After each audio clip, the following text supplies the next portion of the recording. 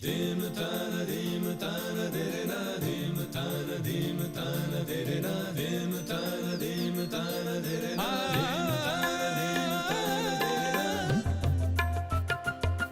है योग यात्रा, ये संयोग यात्रा, ये है योग यात्रा।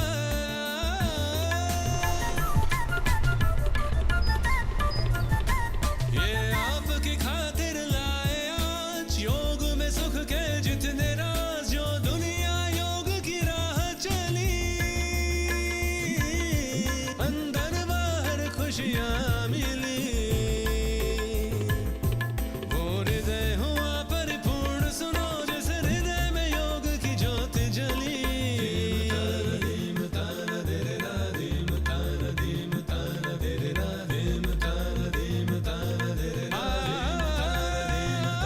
ये है योग यात्रा, ये संयोग यात्रा, ये है योग यात्रा।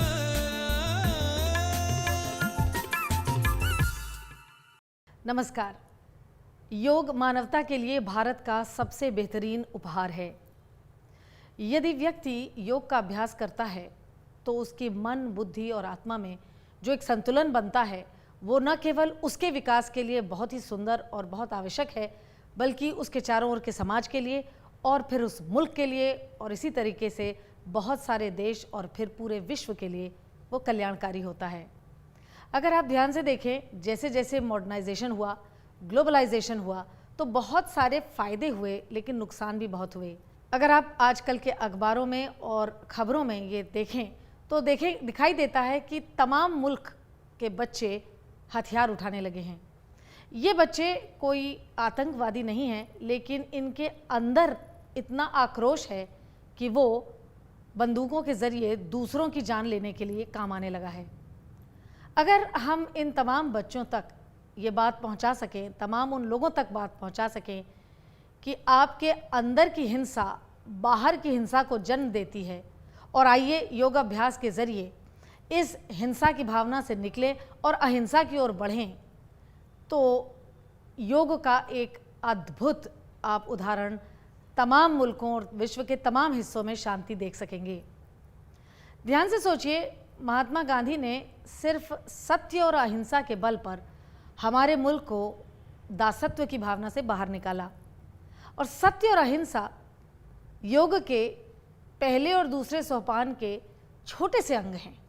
अगर ये दो छोटे से अंग हमारे मुल्क को 100 साल की दासत्व से बाहर निकाल सकते हैं, तो हम अगर हर एक सोपान का योग में अभ्यास करें तो हम कितना खूबसूरत जीवन और कितना खूबसूरत विश्व तैयार कर सकते हैं।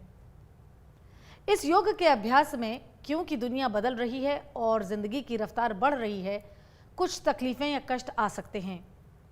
हम आयंगर योग के ज़रिए आपको बहुत ही सुंदर और सरल इम्प्रोवाइजेशन भी दिखाते आ रहे हैं। ये न केवल योगाचार्य BKS आयंगर का योग के क्षेत्र में अभूतपूर्व योगदान है, बल्कि ये उनके साधना का एक ऐसा पक्ष है जिससे इंडिविजुअल व्यक्ति और पूरे विश्व में एक अद्भुत परिवर्तन आ सकता है। अब जो हम आपको आज आसन सिखाने जा रहे हैं वो न केवल वो योग की तमाम आसनों के बीच में एक खासा स्थान रखता है, बल्कि इस पर्टिकुलर आसन के लिए जो गुरुजी ने साधना करके अद्भुत इम्प्रोवाइजेशन निकाले हैं और आसान से आसान तरीके ढूंढे हैं, वो आपकी साधना में एक नया चैप्टर, एक नया अध्याय लिख सकता है। आज हम आपको सर्वांगासन सिखाने जा रहे हैं, जिसे हम आसनों की माँ भी कहते हैं। माँ भरण पोषण करती है और घर में सुख शांति बनाए रखती है। सर्वांगासन भी ऐसे ही शरीर में सुख शांति बनाए रखता है और शरीर का पोषण करता है। तो चलिए आज हम आपको सिखाते हैं सर्वांगासन।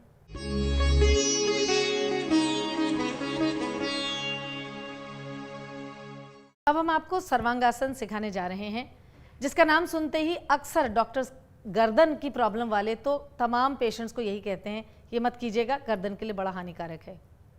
हकीकत यह है कि आप ज़रूर करिए, मगर ऐसे सीख के कि ताकि आपकी गर्दन को चोट ना लगे। मैं पहले भी कह चुकी हूँ, मदर ऑफ द आसन है, तो मानी हुई बात है, ये आपकी शरीर की सुरक्षा ही करेगा, उसको नर्चर ही करेगा, उसमें शांति ही स्थापित करेगा। अब आप देखिए, हमने यहाँ 6 ब्लैंकेट्स का इस्तेमाल किया है जो करीबन 2.5 इंच की विड्थ है। आप ऐसा कोई भी कंबल या चादरों का ढेर अपने इस प्रैक्टिस में लगा सकते हैं। उसके पीछे एक बोल्स्टर, एक गाव तकिया का इस्तेमाल किया है जो आपकी बॉडी को लिफ्ट करने में सहायता पहुंचाता है और आपको दर्द नहीं होता है। फिर आप देखेंगे कि हाथ में इनके एक बेल्ट है जिसमें एक हमने लूप बनाया है। इसको खोलिए तो इसके लूप को हम कहेंगे कि आप शोल्डर टू शोल्डर मेजर कर लीजिए। ये इस बेल्ट की चौड़ाई की नाप होगी। ये मेजर करने के बाद इसको आप अपने राइट हैंड साइड पर रख लेंगे और हम अब पोस्चर की तरफ चलते हैं। आप पहले बैठेंगे गाव तकिया के ऊपर जहां आपकी बटक बोन आएगी और उसके बाद, ताकि आपको एक लिफ्ट मिले, उसके बाद आप अपने कंधों को, कंधे की कोर को प्रिसाइसली इस ब्लैंकेट से की कोर से 1.5 इंच अंदर रखेंगे। ये हम ऐसा इसलिए करते हैं कि जब आप इस पोज में जाएंगे तो ऑटोमेटिकली आपका कंधा थोड़ा आगे खिंचता है।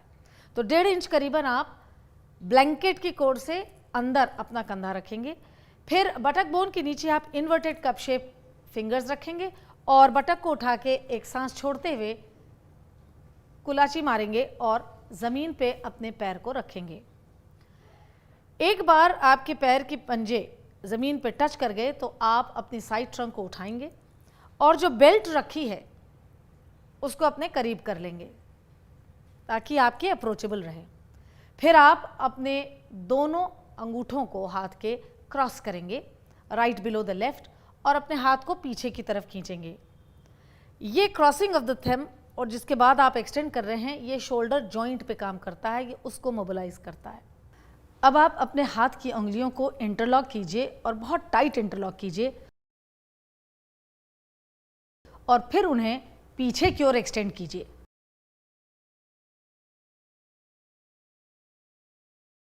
ऐसा कर देने के बाद आप बेल्ट को पहनेंगे और बेल्ट का पहनना आपके दोनों एल्बोज के ऊपर होगा, दोनों कोहनियों के ऊपर पहनेंगे।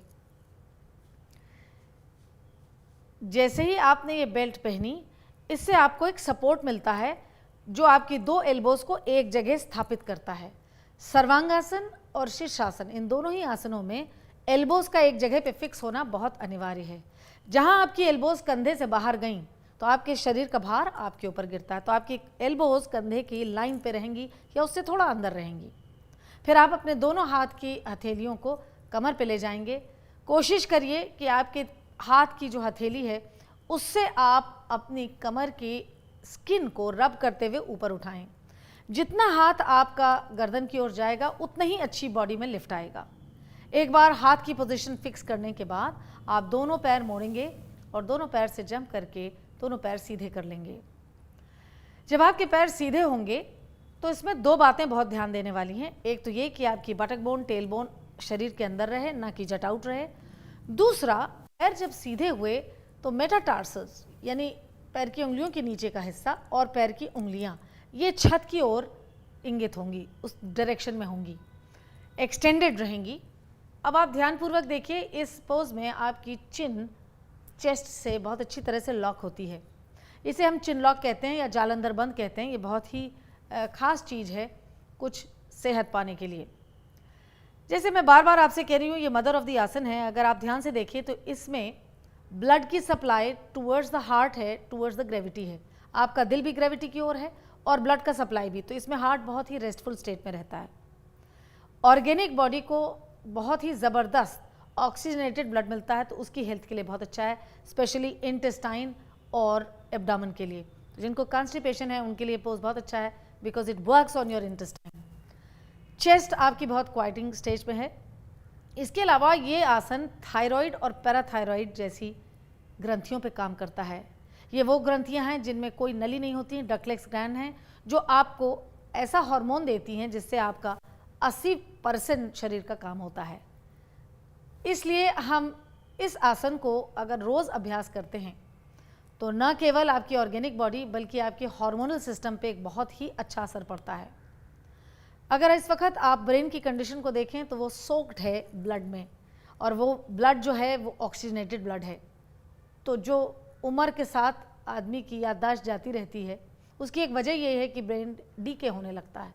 यहाँ आपका ब्रेन जो है वो बहुत ही ज़्यादा रिजुविनेट हो रहा है। तो आप जान सकते हैं कि इस पॉस्चर्स के कितने फ़ायदे हैं। ये आपके कमर की हड्डी पे बहुत ज़्यादा स्ट्रेंथ पे काम करता है, आपकी गर्दन पे बहुत अच्छा काम करता है, क्योंकि ट्रेपेजॉइड जो मसल है वो बिल्कुल अपनी नेचुरल डायरेक्शन में छत की ओर जा रही है। इस प्रकार से एक बार आप जब सर्वांगासन में आ जाते हैं तो इस पोज को, और आपको स्टेबल करना आ जाता है, तो इस पोज को आप 5 मिनट ज़रूर करें, तब इसका असर आपके हार्मोनल सिस्टम पे, थायराइड और पैराथायराइड पे बहुत अच्छा होता है। इस पोजीशन से निकलने का एक बहुत ही अच्छा और आसान तरीका है जो आपको चोट से बचाता है, चोट लगने से बचाता है। आप एक बार फिर दोबारा से हलासन में जाएंगे जहां से आपने शुरुआत की थी। एक बार वहां जाने के बाद, स्टेबल होने के बाद, आप अपने हाथ से बेल्ट निकालेंगे और एक बार फिर आप इन्वर्टेड कप शेप फिंगर बनाएंगे जो आपके बटक बोन को रिसीव करेगा। सांस छोड़ते हुए एक बार आप पैर मोड़ेंगे और वापस बटक बोन को आप बोल्स्टर पे लाएंगे और सीधे लेट जाएंगे। इसके बाद आप यहाँ से पैर मोड़ के दाईं करवट लेते हुए वापस इस पोज से आ सकते हैं। ये सही है कि इसको अभ्यास करने के लिए आपको एक अंतराल चाहिए प्रैक्टिस करने का, अभ्यास करने का। लेकिन उसके बावजूद भी जिनको बहुत सारी तकलीफ़ें हैं, जैसे गर्दन की, पीठ की, या उम्र हो चली है या डर लगता है, वो इसके इम्प्रोवाइजेशन से बहुत लाभ उठा सकते हैं। तो आइए अब हम चल के सीखते हैं सर्वांगासन का इम्प्रोवाइजेशन।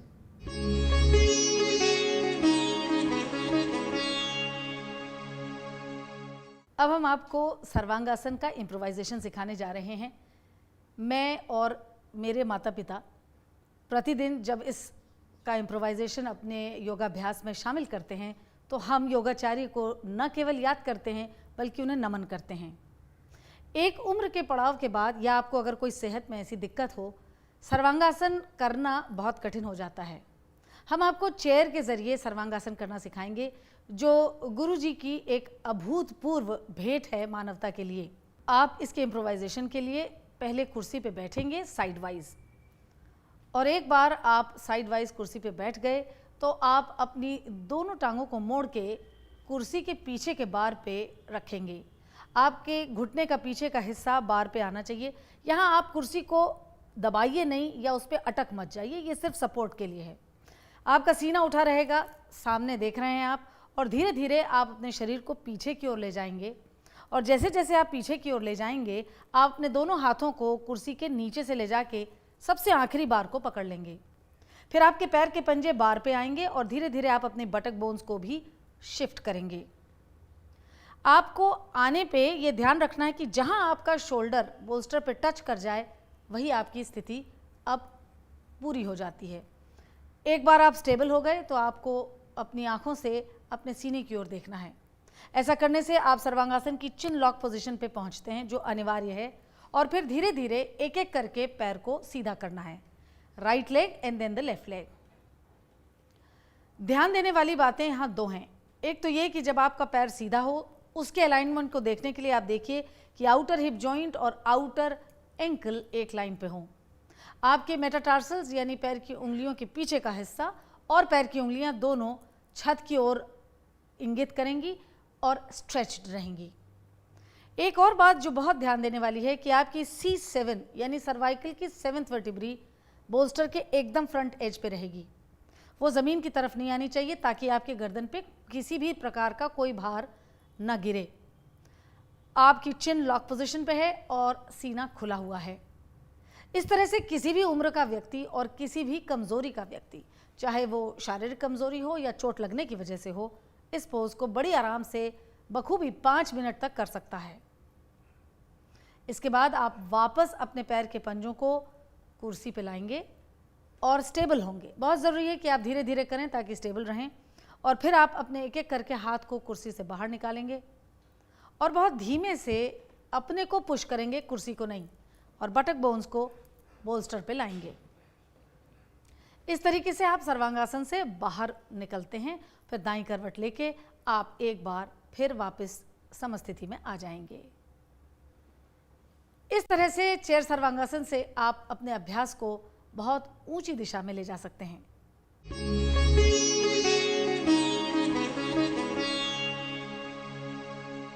आइए अब हम आपको सिखाने जा रहे हैं हलासन।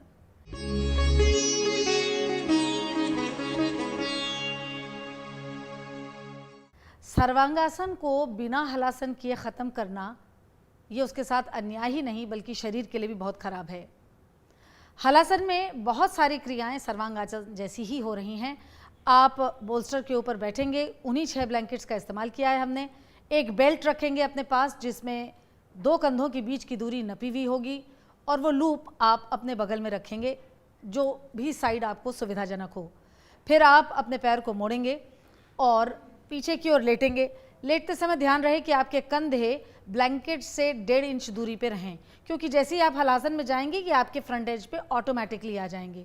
फिर सांस छोड़ते हुए अपने दोनों हाथों की हथेली से इन्वर्टेड कप शेप बनाइए, बटक्स उसके ऊपर रखिए और फिर पैरों की कुलाची मार के आप अपने सर के सामने ले जाएंगे। जब आप पैरों को फर्श पे लाते हैं तो आपकी पैर की उंगलियां बहुत टाइट फर्श को दबाएंगी। You will pressurise your toes on the floor and lift the frontal thighs up. उसके बाद आप पहले बिल्कुल सर्वांगासन की तरह दोनों अंगूठों को क्रॉस करेंगे राइट बिलो द लेफ्ट और अपने शोल्डर जॉइंट को मोबिलाइज करेंगे। यही क्रिया आप अपने लेफ्ट साइड में भी करेंगे और फिर आप इंटरलॉक करेंगे अपने फिंगर्स को, बहुत टाइट इंटरलॉक। हाथ को पीछे एक्सटेंड कीजिए। ऐसा करने से आप अपने पूरे शोल्डर पे काम कर रहे हैं और ध्यान दीजिए इस पे दोनों आर्मपिट भी आपके खुल रहे हैं। ये बहुत ज़रूरी है ताकि आपकी नेक का स्पेस बना रहे। फिर आप अपने एल्बोज के ऊपर बेल्ट का लूप लगाएंगे ताकि आपकी एल्बोज स्टेबल रहें। एल्बोज शोल्डर की साइड में ही रहेंगी, उससे बाहर नहीं जाएंगी। ऐसा कर लेने के बाद जब आपकी दोनों एल्बोज स्टेबल हो जाएंगी तो आप अपने हाथों को, हाथ की हथेली को कमर पे लाएंगे। जितना नीचे ट्रेपेजॉइड की तरफ आप आते रहेंगे और कमर की स्किन को मसाज करते हुए ऊपर उठाते रहेंगे, आपकी स्पाइन का लिफ्ट बना रहेगा और बॉडी वेट आपकी नेक पे नहीं जाएगा। इस पोज का स्ट्रक्चर हल की तरह है, प्लाव की तरह, इसलिए इसका नाम हलासन है। इसके फ़ायदे वैसे ही हैं जैसे सर्वांगासन के हैं, लेकिन कुछ एडिशनल फ़ायदे भी हैं। जैसे ये आपकी लोअर लंबर स्पाइन पे बहुत काम करता है।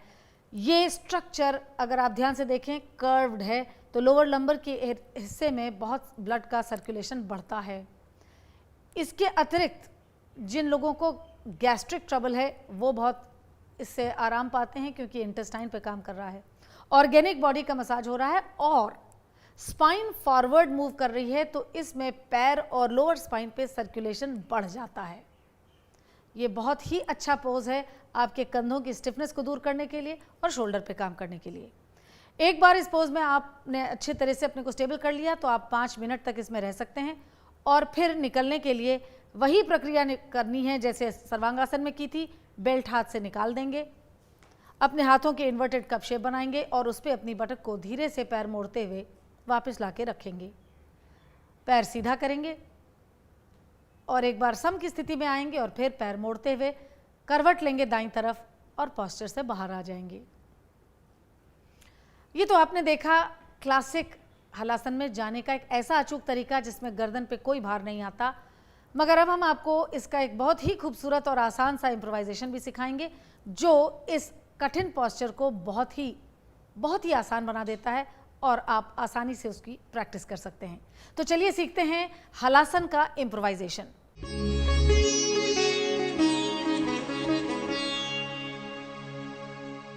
अब हम आपको हलासन का इम्प्रोवाइजेशन सिखाने जा रहे हैं। ये काफ़ी हद तक सर्वांगासन के इम्प्रोवाइजेशन का कंटिन्यूएशन है। आप चेयर पे सर्वांगासन के लिए जैसे बैठे थे वैसे ही बैठेंगे और साइड वाइज बैठने के बाद आपके दोनों पैर चेयर के पीछे के बार के ऊपर जाएंगे। फिर आप धीरे से पीछे की ओर मुड़ना शुरू करेंगे और हाथ को धीरे से कुर्सी के नीचे के बार पे ले जाएंगे।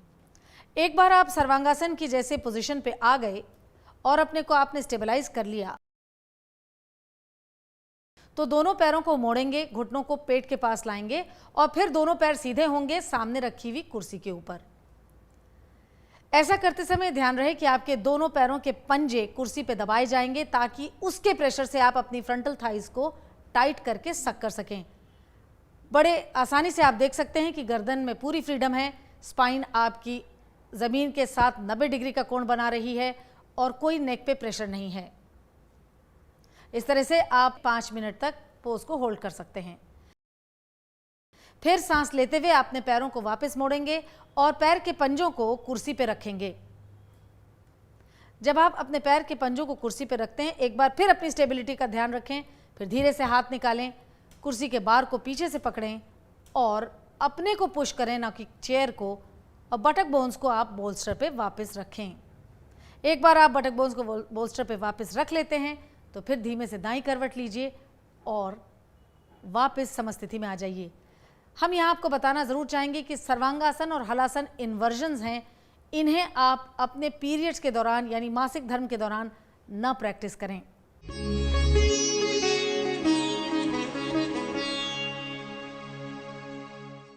हमें यकीन है कि योगाचार्य बीके सायंगर के योग के क्षेत्र में अभूतपूर्व काम को आप बहुत ही आसानी से समझ पा रहे होंगे, देख रहे होंगे और अभ्यास में ला रहे होंगे। हमारी यही कोशिश है कि आपको श्री योगाचार्य बीके सायंगर के इम्प्रोवाइजेशन के ज़रिए और उनके साइंटिफिक काम के ज़रिए योग के क्षेत्र में धीरे धीरे अभ्यास के ज़रिए बढ़ाते रहें। एक बात याद रखिएगा कि आप अगर कोई दवाई ले रहे हैं और आपको किसी भी प्रकार का कोई हेल्थ इशू है तो उसे अभ्यास के लिए छोड़े नहीं, अभ्यास करते रहें, दवा का सेवन करते रहें। दवा का लेना या छोड़ना डॉक्टरी सलाह पर निर्भर है। ऐसा करने से आपको और आपके शरीर को नुकसान नहीं होगा। आपसे फिर मुलाकात होगी, तब तक के लिए नमस्कार। Dim